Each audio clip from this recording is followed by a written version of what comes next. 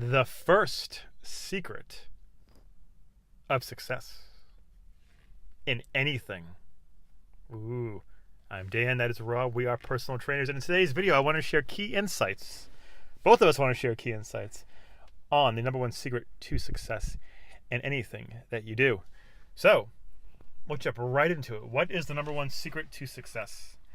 This is stolen from Tony Robbins, the great Tony Robbins. I'll put a picture of him over Rob's face. Not the real one, but the Family Guy cartoon version of him. Big giant head? Yes. Okay. Great guy. Yeah. Big head, big teeth. So what he says is the number one secret to success is, or it's the first step, is to change your environment. Think about that. Think about in your life right now, your environment, where you work, who you hang out with, what your household's like, where you go to unwind, where you go for food, where you go for coffee. What environment do you go to? And this video is actually inspired because of being in negative environments. So, a couple things with that. There is a gym that Rob and I go to. They have a number of locations. And at one particular location you go to, you walk in, and every time you walk in, the person goes, "Yeah, hi." And they scan your thing, and you go inside. Meanwhile, at a different location, same company, they go, "Hey, how are you? Good to see you." And they know almost everyone's name. So you say, "Hey, Dan, how are you? Hey, Rob, how's it going?" They say your name. They say, how are you? It sets the tone for the rest of the experience. I found, because this is a yoga class we take, I found by switching the location of the gym, it makes the whole experience 10 times better. They're friendly to me. I'm even friendlier to people. And it's a huge chain effect. We also know somebody in our life who is dealing with a difficult situation. Their spouse has a substance abuse problem, and they just can't seem to shake it. And upon further conversation, we realize that the person's hanging out with the exact same enabling friends who kind of not support this behavior, but that's what the behavior they engage in. So with that, it's interesting because we become a product of our environment. On the one hand, we are very strong, powerful beings. We are pretty much God and goddesses walking on this earth. We can manifest and create anything we want. But the paradox is at the same time, we are also super influenced by our environment. Whatever environment you hang out in, you'll become. There's a famous saying, show me the 5 people you hang out with, I'll show you your future. It's very true. The 5 people you spend the most time with will dictate your income, your happiness, your whole approach to life, everything. Take a quick inventory of where you are in your life and think of, am I getting happy with this? Could I change this? And change can be scary, but environment is everything. Rob, you have any thoughts on this? Funny that you should mention that, Dan. It's funny. Ha ha ha. Not funny, ha ha, but funny. Made me think a little bit. So in my life, I know this individual who's probably the most upbeat individual possibly that I've ever met in my life. Never a bad day. Never a bad hair day. Never. Always like, "Hey, how you doing? How's it going? Hey, it's so great to talk to you." Makes you feel good. Sometimes I just call him if I'm having a down day because I know he's going to buoy my enthusiasm and make me feel better about myself. Okay, so from a selfish standpoint. So I remember the company that he works for prior to his employment there. And it was literally like a sweatshop. You would walk in there and it's like, "What do you want?" "Okay, he's in the back." Fast forward to my friend starting at this company, and he walked in and he's diametrically opposed to everybody. He's like, "Hey, how's it going? How you doing?" He's almost like a human border collie, just boop, boop, boop, boop, all over the place. In the time that he's been there, which is probably 14, 15 years, the company culture has changed. It has actually adhered itself or tailored itself to him. Osmosis.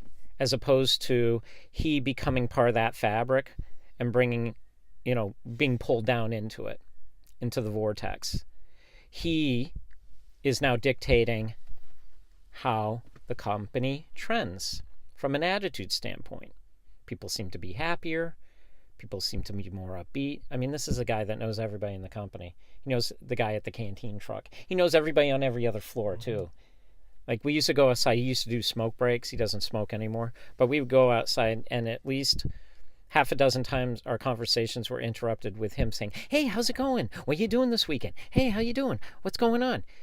The point being is that he enabled people to actually feel good about themselves. He put the focal point on them. It wasn't about him, although he's probably doing it for his own edification. But he would just be this ray of sunshine that everybody wanted to gravitate towards. We always talk about one of our mentors when he talks about putting out his videos. He talks about, I'm the party and everybody wants to come here. I'm paraphrasing. I think you know who I'm talking about. Yes. He's the party. This guy's the party. He's the one-man party, and everybody wants to be there, and everybody wants to be a part of it. It's funny because you would take probably the most antisocial people, and he would pull him right into that vortex, and all of a sudden, they're opening up, they're lively. I would see the transformation take place. So one individual can make a difference. One, you could be that person to make the difference. Speaking to what Dan's saying, you make your environment or your environment makes you. So if you're going into an environment where people are and you start to mirror that, well, of course you're going to feel kind of crappy as well being in that environment. So do you want to be part of that environment, or do you want to be the change, the positive change that takes place? It can be, you're 100% right. It can be very challenging sometimes to always be at the cause and be the change and be that upbeat all the time. I know for myself, not every day is 100% positive. So for me, I kind of take the easy way out and I surround myself in environments. That's where you get to really know yourself. If you're a person who's super outgoing, super people respond to you, you're like kind of like the center of attention, then yes, you have that power. If you're a person who's kind of in the middle or maybe more on the introverted side, spend time in environments that you want to be in. Maybe you gravitate towards that environment or look or seek out those environments. Exactly. So if you want to be a writer, spend more time in like a bookstore. If you want to if you love fitness, spend more time in a gym with positive people.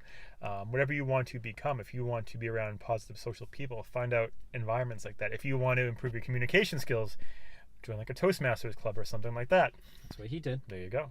And now you're like the vice president? I'm the president of my local club. Oh my club. God, he's the president. Yeah. He got promoted. Boom. Look at that. Just like that. Bam. And I can't stop talking.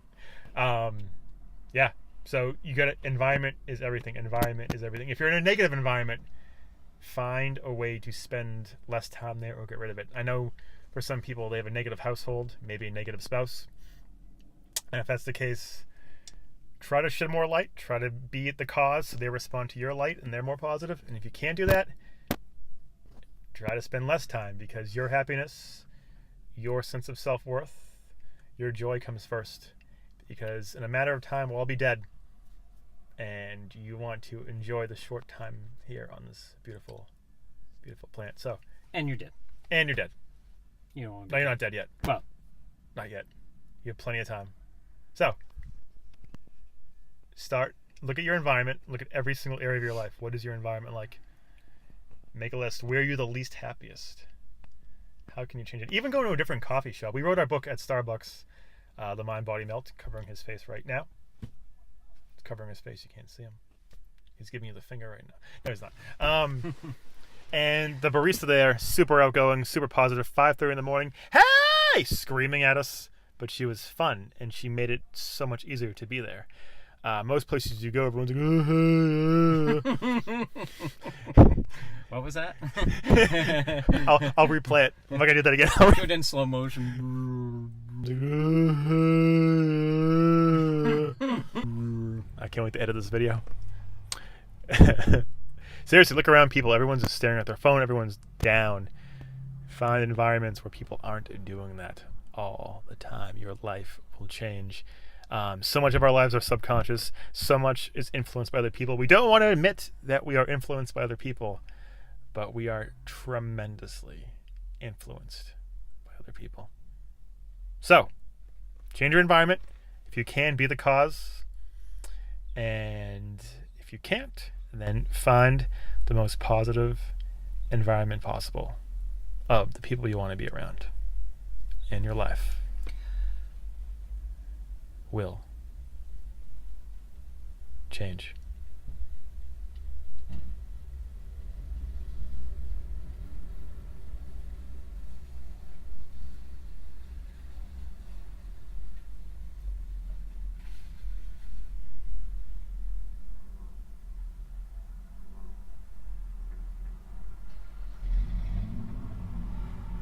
Until next time.